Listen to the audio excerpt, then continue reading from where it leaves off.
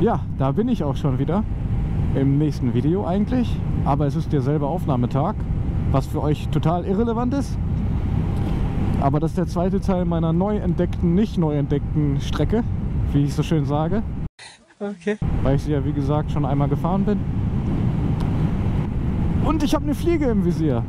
Geil. Ja. Muss ich gleich mal irgendwo anhalten und das Visier hochmachen. Ich frage mich immer, wie die reinkommen. Wie kommen die rein? Die Scheißviecher. Und dann sitzen die auch immer genau da, wo du sie nicht brauchst. Genau in der Mitte. Hättest du runtergefallen, weil ich wahrscheinlich so schnell fahre.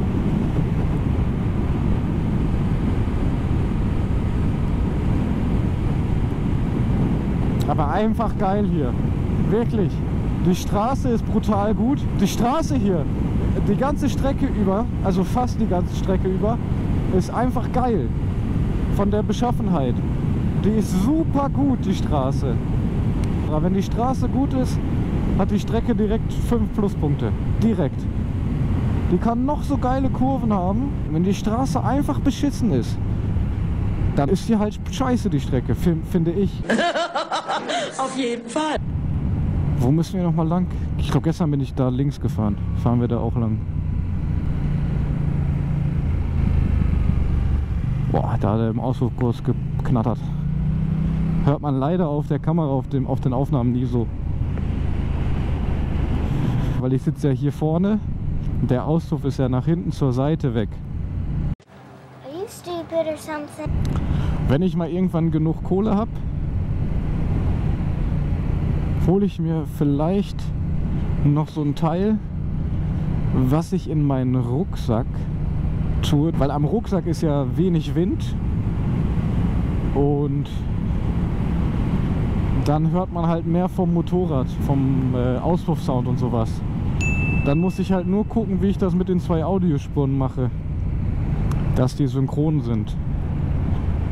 Wenn ich das mal überhaupt irgendwann mache. Das war einfach nur so eine coole Idee, was ich gesehen hatte. Dass ich mit euch reden kann, ist das hier, glaube ich, schon so das Beste. Und die Windgeräusche, ich versuche es wirklich immer, so gut es geht, zu reduzieren im Schnitt. Aber du kriegst sie halt nicht weg. Du kannst sie ja nicht wegmachen. Die sind ja da. Das ist ja einfach so. Besonders bei so einem Motorrad, wie ich es fahre.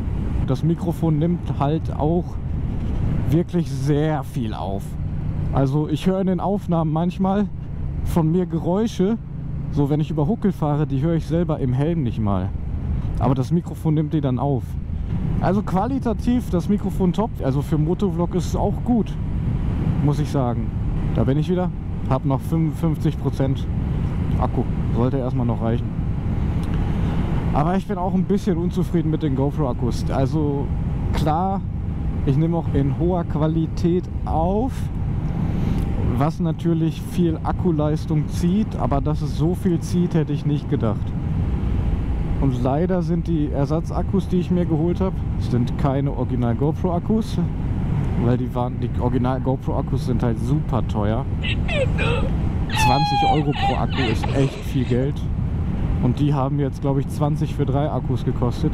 Klar, da kannst du dann nicht so viel erwarten wie von einem Original-Akku, aber die halten echt nicht lange leider. 2 Ersatzakkus halten so lange wie ein GoPro Original-Akku. Ich könnte in niedrigerer Qualität aufnehmen. Ganz ehrlich, naja. Aber dadurch, dass YouTube das ja auch immer ein bisschen runterrendert von der Qualität oder verarbeiten kann, wie ich das gerendert habe, muss ich oder möchte ich in höherer Qualität aufnehmen, damit die Aufnahmen auch gut aussehen. Vertrauen Sie mir.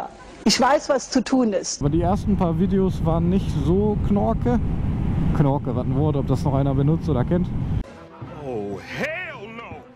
Die waren auf jeden Fall nicht so schön, finde ich persönlich, von der Aufnahmequalität, wie die Videos jetzt. Oder auch danach die Videos, so, wo ich mein Mikro bekommen habe, mein Setup verbessert habe. Aber nochmal besser wurden die Aufnahmen ab dem Zeitpunkt, wo ich den super Weitwinkel benutzt habe. Ich dachte immer, das verzerrt das Bild zu doll, aber nein. Das ist super gut. Ich habe ja auch Weitwinkel benutzt gehabt, normal. Aber da sah man zu wenig vom Motorrad. Mit dem super Weitwinkel sieht man wenigstens noch was vom Moped. Das ist ja auch nicht so unwichtig.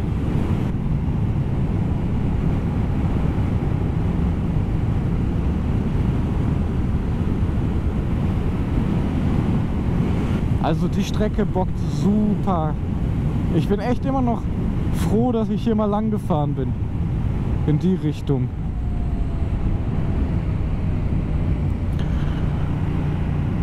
Boah, bitte lass es nicht regnen. Einfach. Kann ruhig regnen, wenn ich zu Hause bin.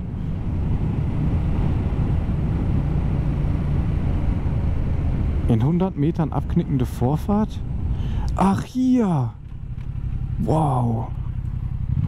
Das ist ja ein ganz komischer Straßenverlauf. Ja, hier stand ich gestern auch vor den Gleisen. Moin! Das sieht man auf der Kamera nicht, aber das war richtige Huckelpiste. War 30 schon wieder aufgehoben? Weiß ich nicht.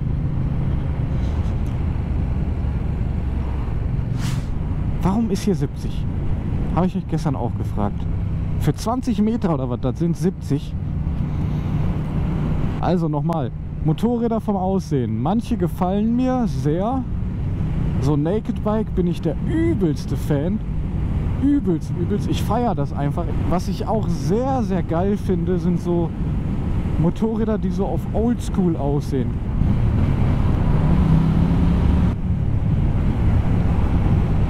Kurz mal ein bisschen Gas geben. Ich erzähle gleich weiter.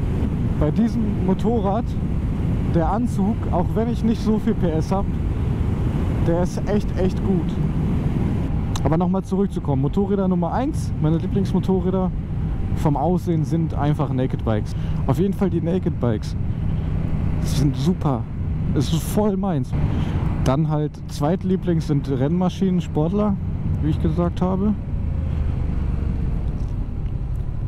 R7 ist auch geil. Ich mag es nur nicht darauf zu sitzen, von der Sitzposition. Vom Aussehen, wenn ich ehrlich bin, also MT-07 ist mein Traumbike gewesen. Für mich gibt es da nichts Besseres, was ich mir leisten kann zurzeit. Aber eine R7, wenn ich Sportler von der Sitzposition mögen würde, hätte ich mir auch eine R7 geholt. Aber ich mag einfach Sportler vom Sitzen nicht. Lieber ein bisschen aufrecht. Mein Cousin hatte damals, wo wir 125er hatten, eine Yamaha R125. Und da drauf sitzen, ich bin dann auch einmal oder so gefahren damit, das war echt anstrengend nach einer Zeit, der Rücken. Aber Naked Bike wird für immer mein Favorite bleiben. Naked Bikes spricht mich einfach an, Sitzposition, Aussehen. Naked Bikes vom Aussehen sind einfach, ist einfach geil.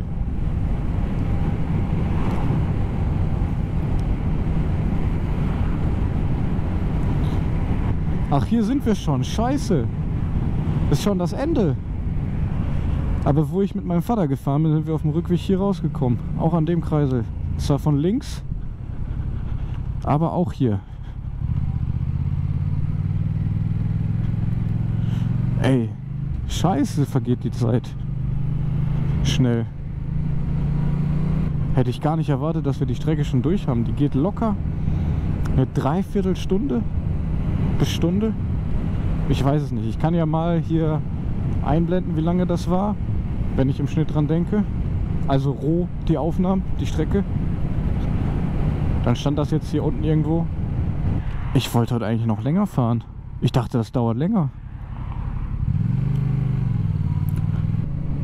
Morgen ist nämlich Rest Day, das heißt heute ein bisschen länger wach bleiben, weil sonst nehme ich das immer sehr streng mit dem früh schlafen gehen und ordentlich schlafen.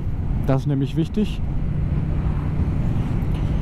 Und sonst gehe ich halt immer, wenn ich am nächsten Tag Training habe, früh genug ins Bett, damit ich meine 8-9 Stunden Schlaf kriege. Aber am Rest Day bleibe ich abends immer ein bisschen, also am Tag vor dem Rest Day bleibe ich am Abend immer ein bisschen länger wach. Wirklich krass. Wie viel besser alles läuft, wenn man genug Schlaf hat.